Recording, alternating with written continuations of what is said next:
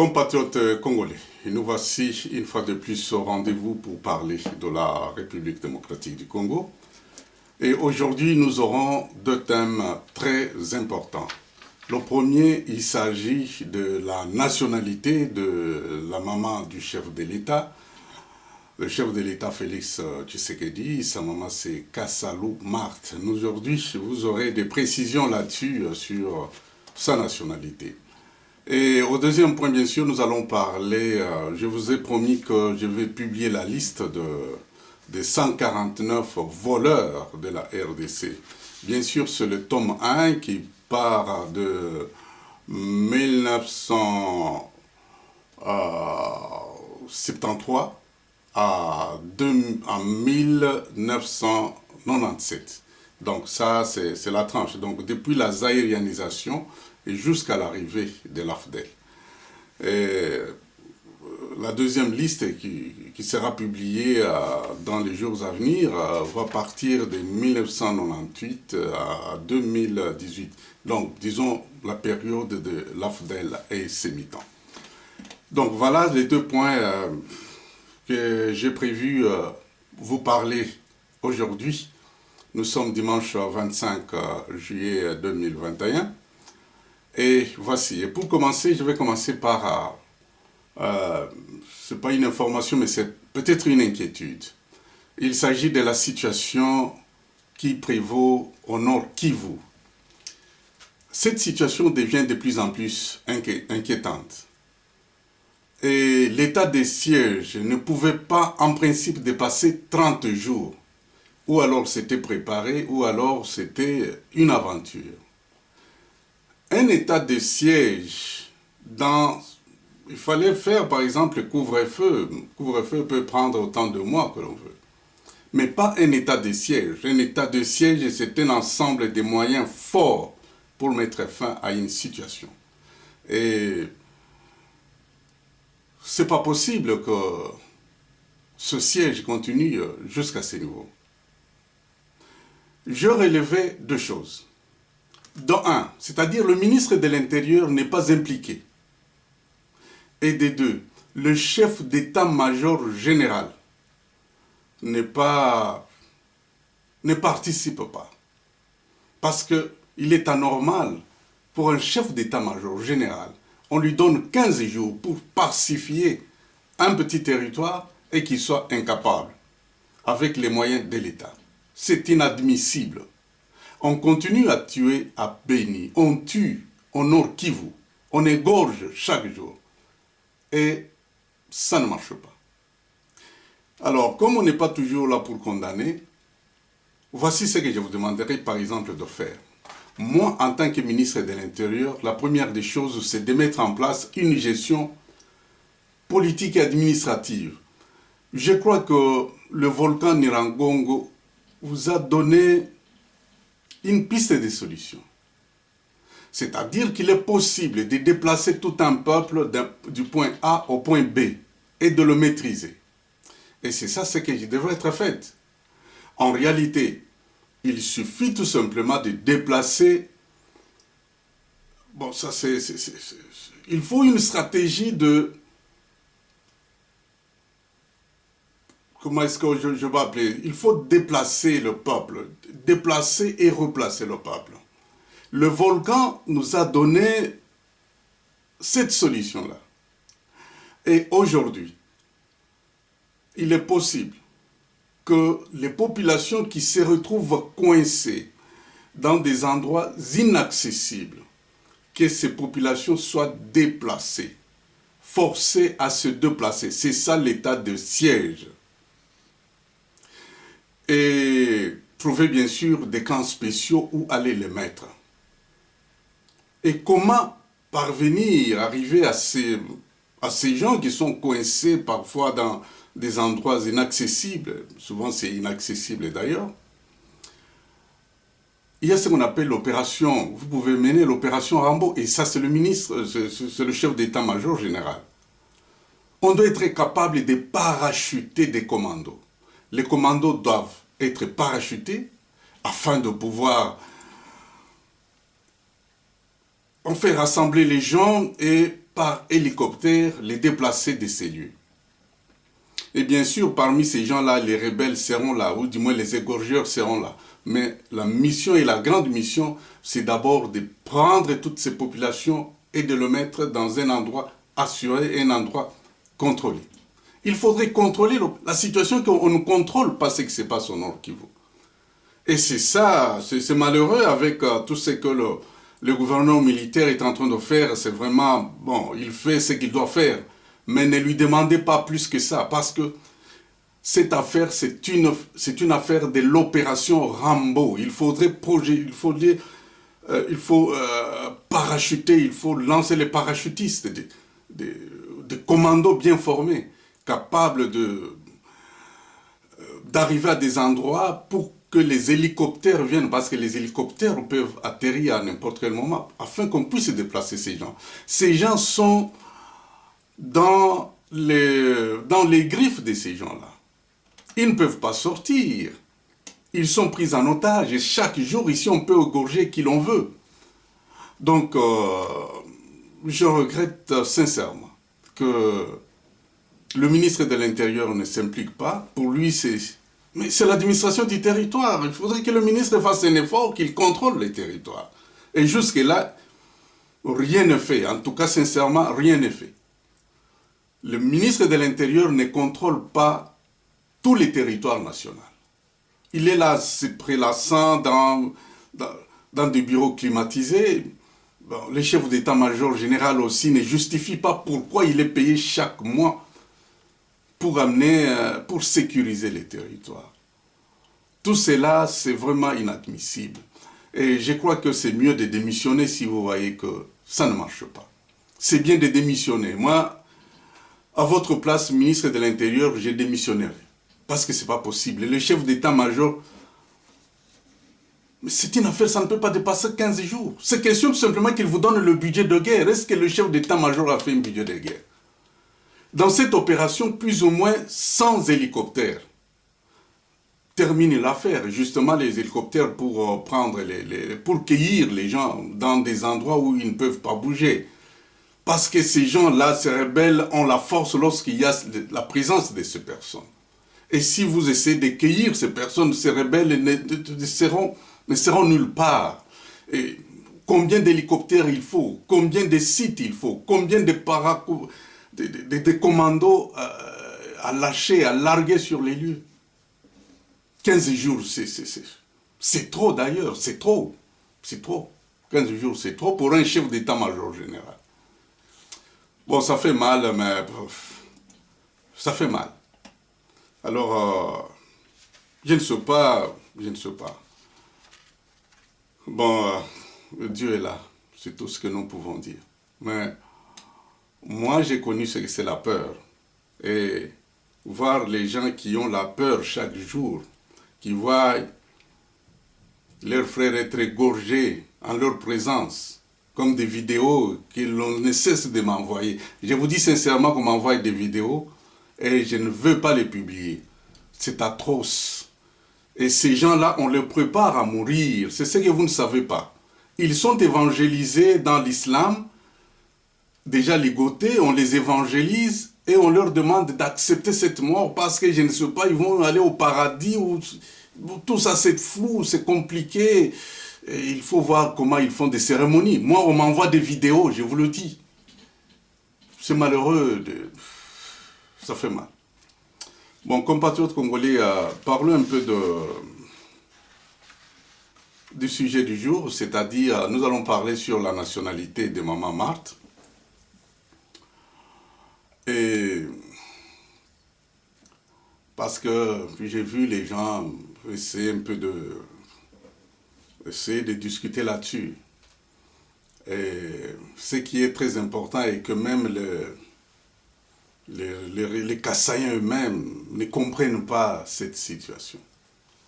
En fait, nous savons tous que tout a commencé depuis que la loi Tchani était là, une loi portée par Singhi Pouloulou. Les ennemis essayent de profiter de propos de Félix Antoine Tshisekedi, et les propos qu'il avait reçus sûrement de sa mère, Maman Marthe, dont les origines sont plus ou moins, dont les origines est mise en doute.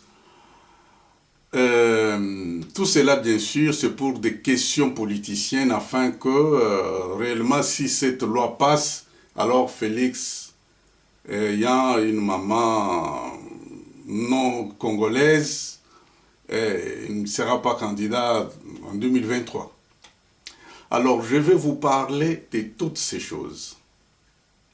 Je vais vous parler de toutes ces choses, c'est parce que moi, je pensais que les Kassaïens, qui connaissent l'histoire du Kasaï, pouvaient très bien expliquer cette affaire. Mais je vois que ça ne marche pas. Ils ne donnent pas la vérité. Et moi, je suis Kassaïen Moulouba.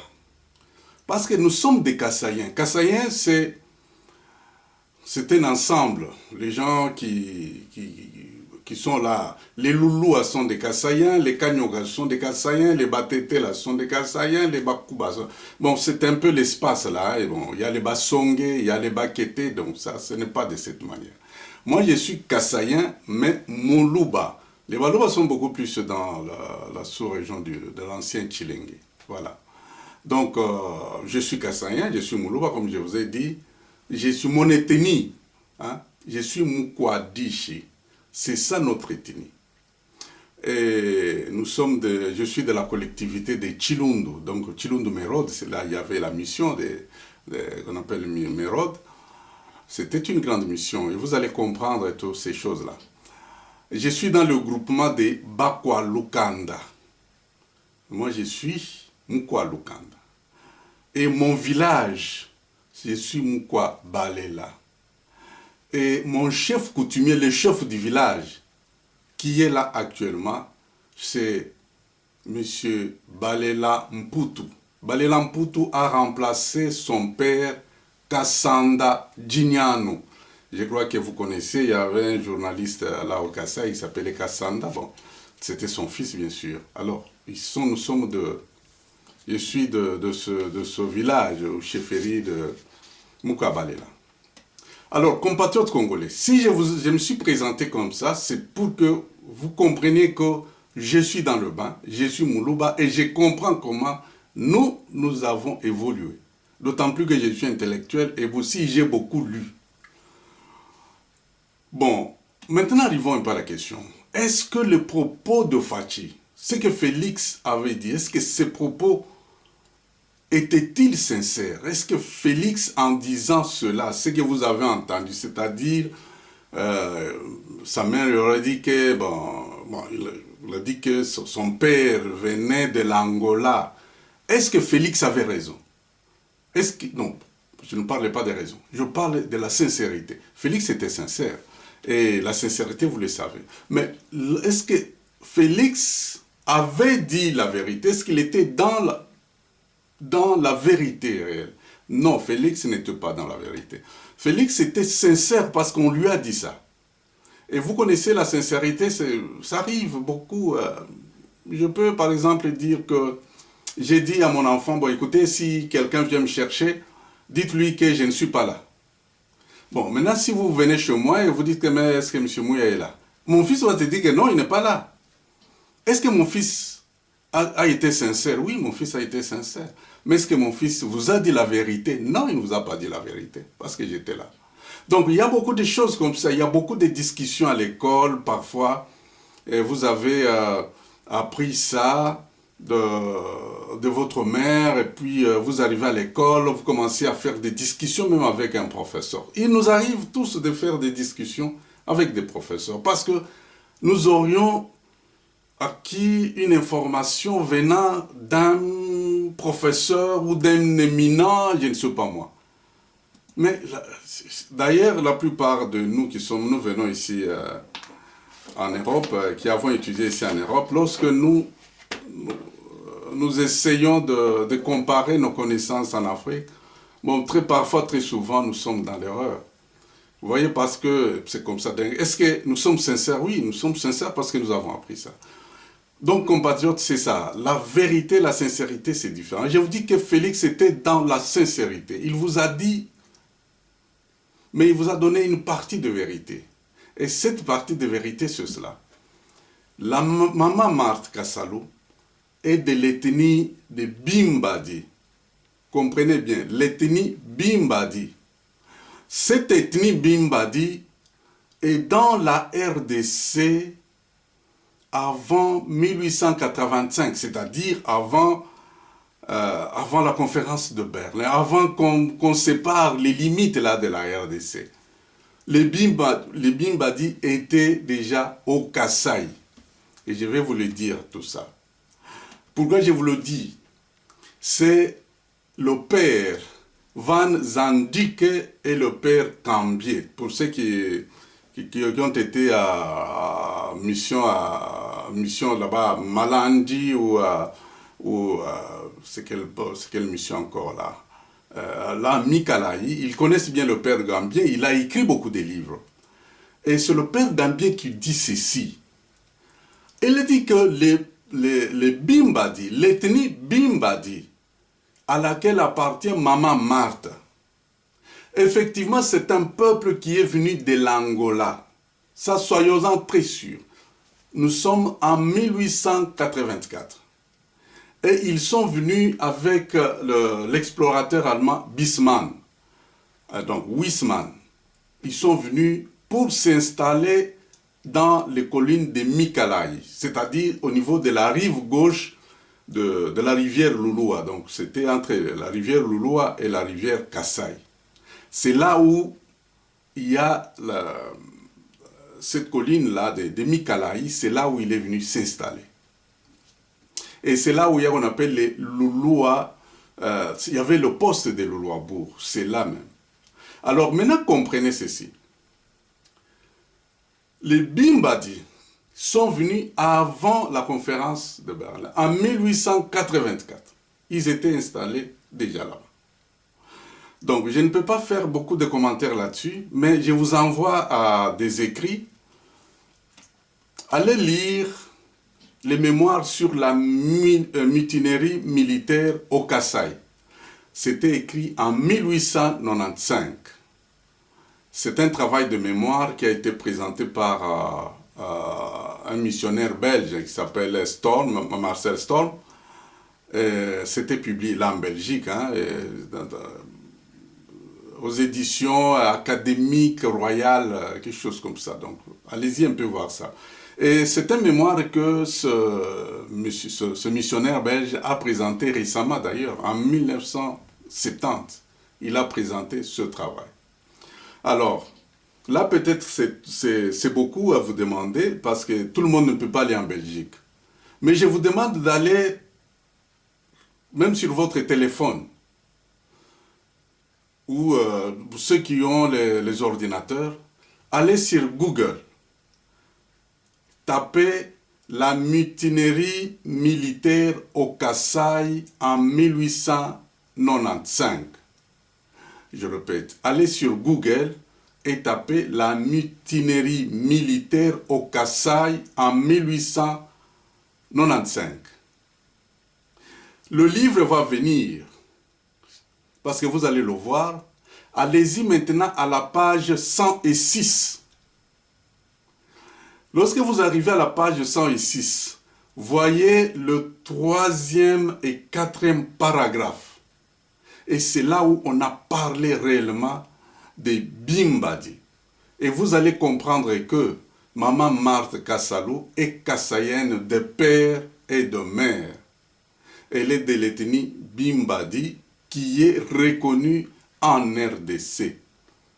C'est reconnu en RDC. Ce sont eux d'abord les tribus, la personne qui est venue avec eux, c'est-à-dire Wisman, ou le père Cambien, tout ça.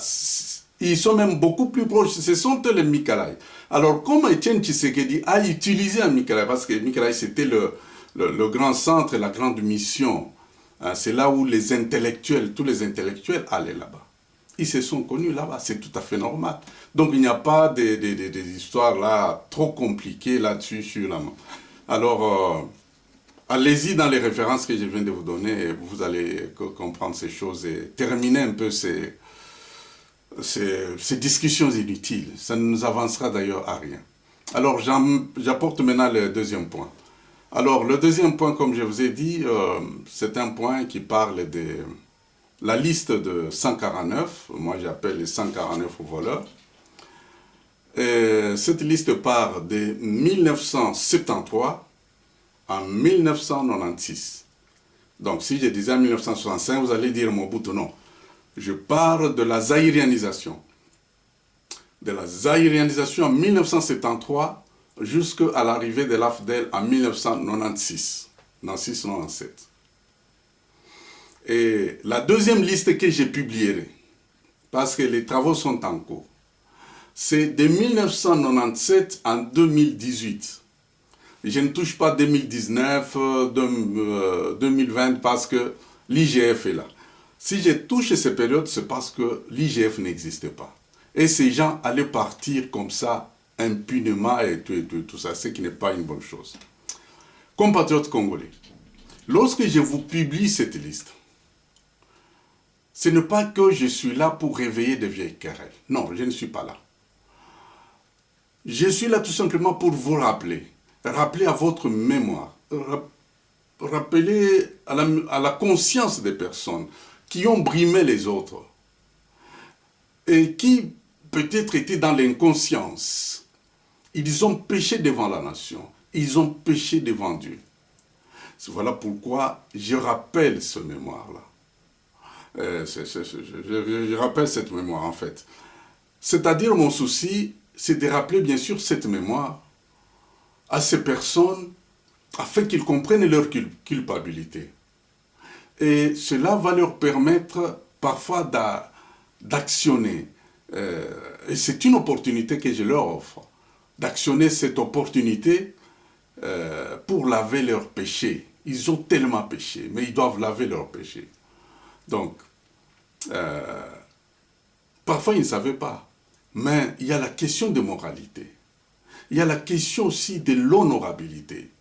Et en fait, il y a la question aussi spirituelle.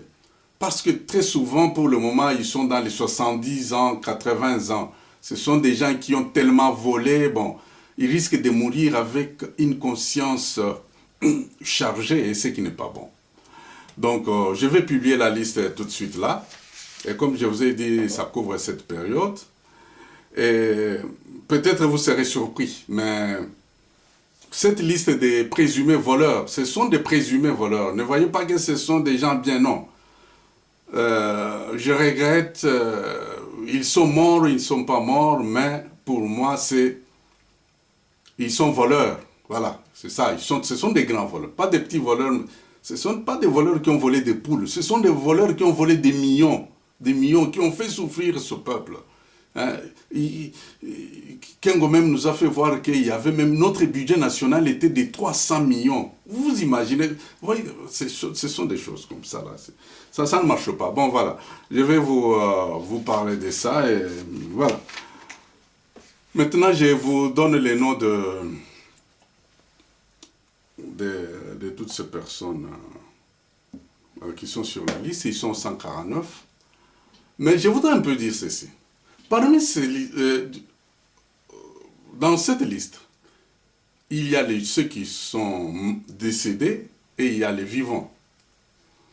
Et pour les vivants, je leur demande tout simplement, pour qu'ils aient une conscience tranquille, d'aller tout simplement eux-mêmes chez l'IGF. Et l'IGF qui verra comment il va faire, parce que c'est l'IGF actuellement qui est chargé de cette affaire d'inspection et puis d'arranger les affaires de l'État. L'inspecteur va leur donner ce qu'on appelle le certificat de moralité et de bonnes mœurs. Et c'est ce certificat-là qui va laver leur conscience. Et ne vous en faites pas, la liste sera dite. Et ça va rester, même si nous on n'existe plus, tôt ou tard, ce sont les enfants de ces gens ici qui vont souffrir. Vous savez bien que nous aurons l'identification. Mais dans l'identification, si on vous retrouve que vous êtes de telle famille, vous risquez d'être banni de la RDC là et vous allez dire non, on est en train, c'est une chasse aux sorcières. Non, ce n'est pas une chasse aux sorcières. Ici, je ne fais pas une chasse aux sorcières. Ici, il s'agit des gens qui sont honnêtes, qui comprennent qu'ils ont volé, ils sont dans des... ils vivent avec des biens volés et puis ils doivent s'amender. Alors, les vivants, eux, parce qu'ils sont encore vivants, ils peuvent aller chez l'IGF. L'IGF est connu. Vous pouvez vous présenter et dire que voilà, j'ai acquis cette maison, c'était du vol, j'ai acquis c'est bien, c'était du vol, j'avais volé un jour comme ceci, tu vois, c'est comme ça, c'est comme... c'est simple de dire. Alors, mais pour les morts, là, il y a la charge des membres de leur famille. Ce sont les membres de leur famille qui doivent mener ces démarches auprès de l'IGF afin de laver les péchés. Parce que ces gens qui sont décédés, vous ne savez pas leur sort. Ils ont fait beaucoup du mal. Pour le repos de leurs âmes, vous devez les aider à vous débarrasser des biens volés. Sinon, c'est une malchance qui va se poursuivre. Et je vous dis sincèrement, mes frères, la liste est là. La liste est là. Elle est là et je ne suis pas prêt à la publier, mais vous allez comprendre les noms de tous ces mondes ici. Bon, j'ai vu, il y a les gens, ils sont morts et puis on fait des messes avec beaucoup plus de solennité, on célèbre avec pompe, on donne des médailles avec pompe. Il y a par exemple Kengo qui a été décoré, comme ça là, un voleur, il est décoré. On a vu les autres, les noms seront cités ici. Et, par exemple, les Singaoud, on les a vus avec des messes pompeuses. Mais c'est un voleur, c'est un voleur. Et puis, pas un petit voleur, c'est des grands voleurs. Voici, je vous donne les noms de ces gens-là. Et voilà. Bon, ces noms seront présentés selon l'ordre alphabétique. Nous entendons bien, selon l'ordre alphabétique. Il n'est pas dit que le premier, c'est ça, le plus grand voleur. Non, non. C'est selon l'ordre alphabétique. Présumé grand voleur numéro 1. Akafomo Mongo. Et famille. Si je dis le nom, c'est aussi sa famille. S'il vit, ok. Mais si il est déjà décédé, sa famille comprend. Donc, il ne faudrait pas que je récite souvent Akafomo Mongo et famille. Bon, je peux le dire si nécessité, mais comprenez déjà que c'est et famille après. Voleur numéro 2, Anzuluni Mbembe. Voleur numéro 3, Atenda et famille. Voleur numéro 4, Atundu Liongo. Voleur numéro 5, Bangouli Sabwa. Voleur numéro 6, Général Baramoto Kpama. Voleur numéro 7, Bachala Kantu. Voleur numéro 8, Bemba Saolona. Voleur numéro 9, Beyeye Djema. Voleur numéro 10, Bingoto Mandoko Nampeya. Voleur numéro 11, Bisengimana Roema. Donc, et succession. Donc, comprenez ça. Voleur numéro 12, Boboliko Lokonga. Voleur numéro 13, Bofassa Djema. Voleur numéro 14, Bofossa Wambeya Koso. Voleur numéro 15, Bokana Wenda Ngela. Et succession, bien sûr. Voleur numéro 16, Bokata Wekila. Voleur numéro 17, Bokonga Ekanga Botombele. Voleur numéro 18, Bomandeke Bonyeka. Voleur numéro 19, Général Bolozi Ngoubdou. Boudou. Voleur numéro 20, Bombito et famille. Voleur numéro 21, Bomboko Lokumba. Voleur numéro 22, Bosekota Watsa. Voleur numéro 23, Général Bumba Mwaso Djogi. Voleur numéro 24, Bundu Telito. Voleur numéro 25, Dangbele Petrus. Voleur numéro 26, professeur Jomi Mawesa Pierre. Donc, vous connaissez, il était le médecin spécial du maréchal. Voleur numéro 27, Ojambo Leka. Voleur numéro 28, Douga Kukbetoro. Voleur numéro 29, Dzobo Kalogi. Voleur numéro 30, Général LSC. Voleur numéro 31, Ngulu Banga Pongo. Voleur numéro 32, Ndundo Bononge. Voleur numéro 33, Fagbi Popolipo. C'est la sœur de, je crois, de Bobby Ladawa. Voleur numéro 34, Goga. Voleur numéro 35, Goulamali. C'est l'homme qui est le patron de l'usine de cigarettes. Voleur numéro 36, Idambito Bakato. Voleur numéro 37, Ikete Fete. Voleur numéro 38, Ilunga Ilukamba. Donc, Kimoyibi na Zakala. Voleur numéro 39, Isia Amundala. Voleur numéro 40, Kalonji Ditunga. Voleur numéro 41, Kalonji Mutambay. Voleur numéro 42, Kamanda Wakamanda. Voleur numéro... Qu'est-ce que c'est? Voleur numéro 43, Kamitatu Masamba. Voleur numéro 44, Kasongo Mukundi. Voleur numéro 45, Kasuku Agenoki. Voleur numéro 46, Katanga ya Mutumba.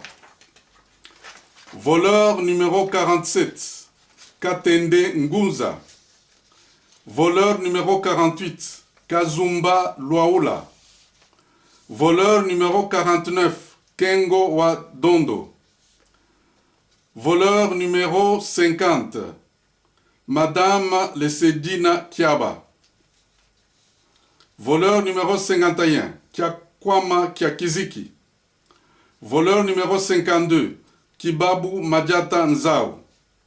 Voleur numéro 53, Général Kikunda Ombala. Voleur numéro 54, Kimasi Matuiku. Voleur numéro 55, Kimbulu Moyanso. Voleur numéro 56, Kinzonzi Vutukidi Ngindu. Voleur numéro 57, Kisombe Kiakumwishi. Voleur numéro 58, Kitambala Gafakit. Donc ça c'est... Voleur numéro 59, Kitenge Yezu. Voleur numéro 60, Kitima Bin Ramazani. Voleur numéro 61, Kitutu Olewantoa. Voleur numéro 62, Kisimba Ngoy. Voleur numéro 63, Koli Elombe. Voleur numéro 64, Konga Mobutu. Voleur numéro 65, Kufi Kilanga. Voleur numéro 66, Kwandegba. Voleur numéro 67, Kyungu Wakumwanza. Voleur numéro 68, Madame Landu Polo. Elle est voleuse. Bon, c'est voleur 68. Voleur 69, Landu Lusala Kassa.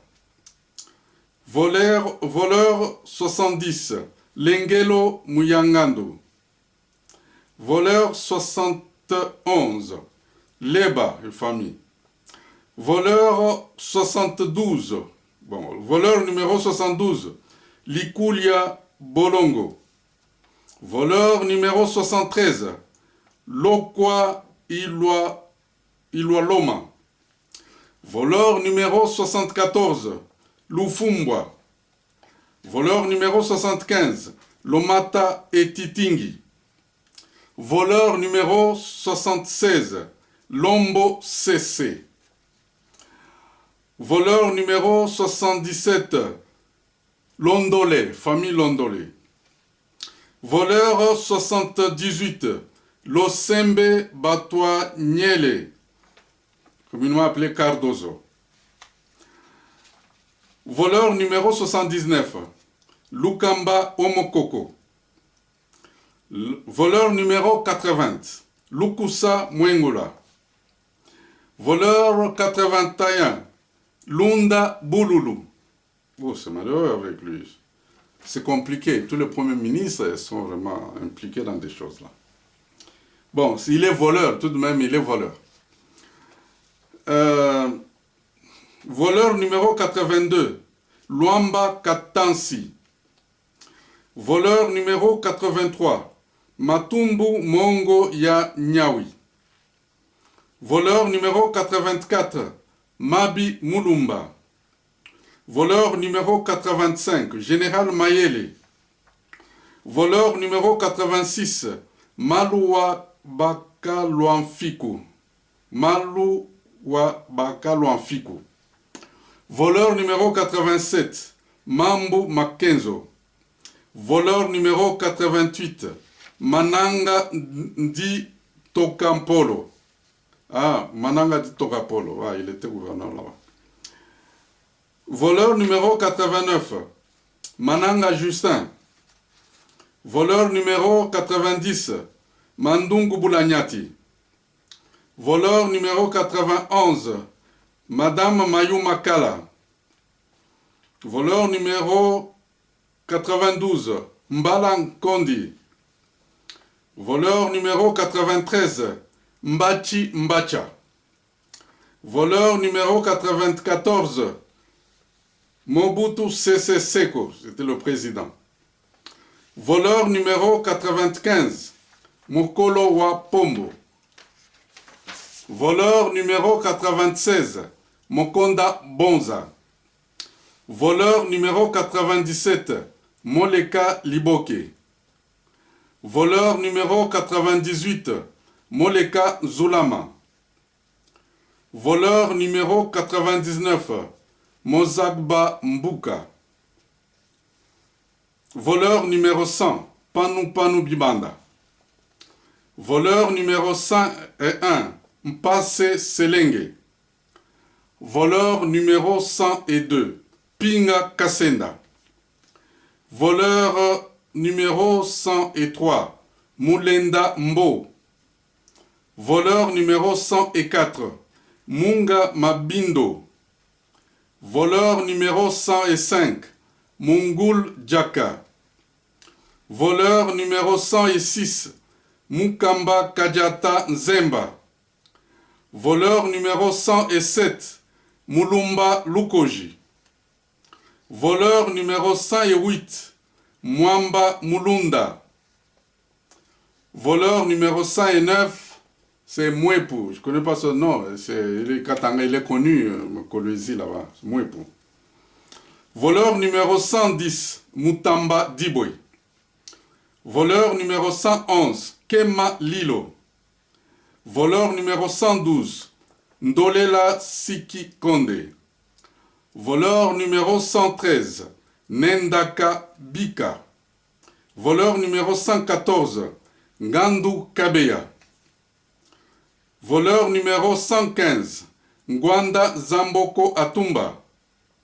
Voleur numéro 116, Ngouz Akar Libond. Voleur numéro 117, Ngezayo Victor. Voleur numéro 118, Nimi Maïdika Ngimbi. Voleur numéro 119, Nimi Zonga. Voleur numéro 120, Général Kouloufa. Voleur numéro 121, Zapa Kengo. Voleur numéro 122, Nzuzi Wa Mbombo. Voleur numéro 123, Nyembo Shabani. Voleur numéro 124, le colonel Nyombi. Nyombi ou Yombi, je sais pas.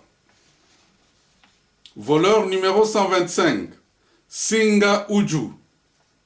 Voleur numéro 126, Nyamwisi Muvingi. Voleur numéro 127, Nyindu Kitenge. Voleur numéro 128, Okuka Wakatako.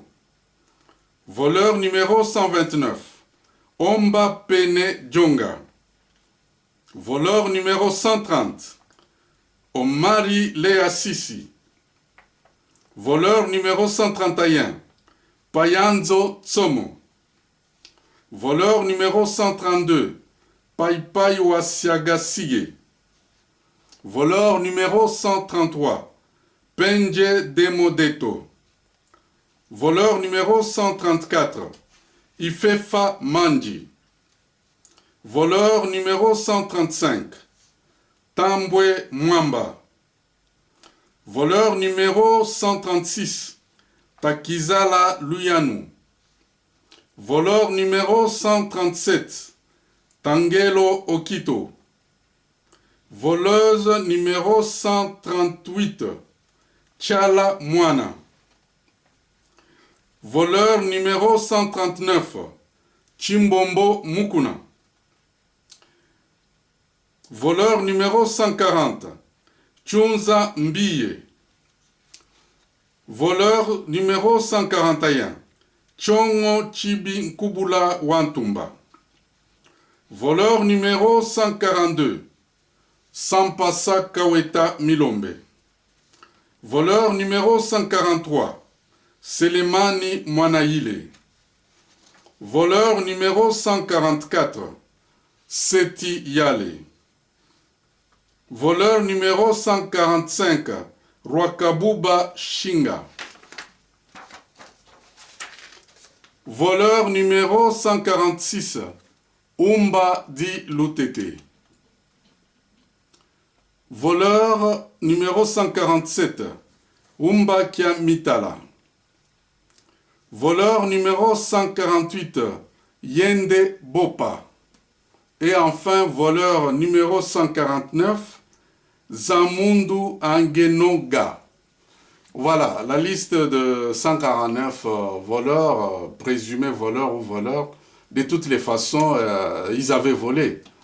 Et si parmi ces personnes que j'ai citées, il y a ceux qui sont en vie, alors la grande chose à faire, c'est de faire mandat honorable en se présentant auprès de l'IGF. Cela, bien sûr, c'est pour avoir ce certificat de bonnes vies et mœurs, bien sûr, parce qu'il faudrait améliorer votre mœurs. Il y a aussi de vous laver aussi de vos péchés. Alors, pour ces personnes dont les personnes qui sont déjà décédées, alors la charge revient bien sûr à la famille. Vous devez faire la même démarche, c'est-à-dire rencontrer l'IGF et obtenir ce certificat. Et ça sera l'unique manière de pouvoir évoluer. Parce que cette liste évolue, cette liste circule. Et bientôt là, il y aura l'identification. Il suffit tout simplement qu'on tape le nom. On dit, ah, mais vous, c'est qui votre nom? Ah non, mais c'est Bokata Wekila. Ah bon? Tu es de la famille Bokata. Ah bon? Parce que votre père sera dit. Vous n'allez pas nier votre père. Mais vous n'y êtes pour rien. Mais votre père a été voleur. Donc ça risque de vous frapper. Donc le Congo qui va venir, ce sera un Congo très très fort. Et vous risquez d'être privé comme ça de beaucoup d'avantages de la République.